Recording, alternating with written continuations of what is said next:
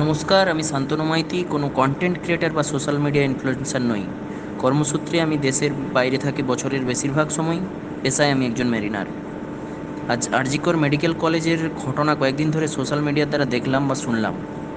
Actually ঘটনার internal ব্যাপারটা আমরা কেউই জানি না, কারণ এর সাথে সমাজের উচ্চবিত্ত শ্রেণী যথেষ্ট ইনভলভড রয়েছে।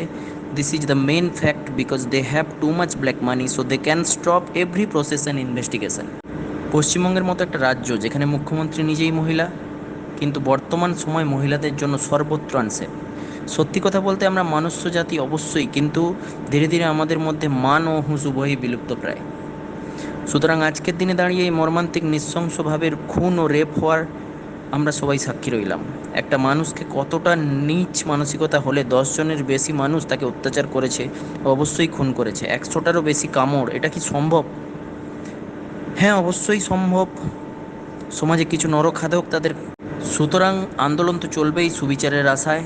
তার সাথে আমাদের নিজেদের পরিবারের মহিলাদের সেলফ প্রোটেক্ট সম্পর্কে অবগত করতে হবে, কারণ বর্তমান প্রশাসন পুরোটাই অপারেট হয় পলিটিশিয়ান ও সমাজের উচ্চবিত্ত মানুষদের ইশারায়।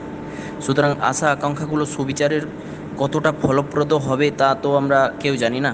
কুর্নিশ জানাই সেই সমস্ত doctor, nurse, medical faculty, specially for RG Kar medical college এর সমস্ত স্টাফ।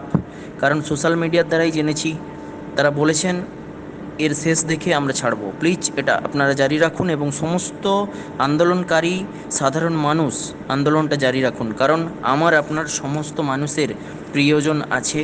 তাদেরকে আবারও সেলফ প্রোটেক্ট সম্পর্কে অবহিত করুন। ভগবানের কাছে একটাই চাওয়া, সেই সন্তানহারা মা বাবা বাকিটা জীবন যেন সুবিচার পেয়ে সুস্থভাবে জীবনের বাকি দিনগুলো মেয়ের স্মৃতি নিয়ে বাঁচতে পারে।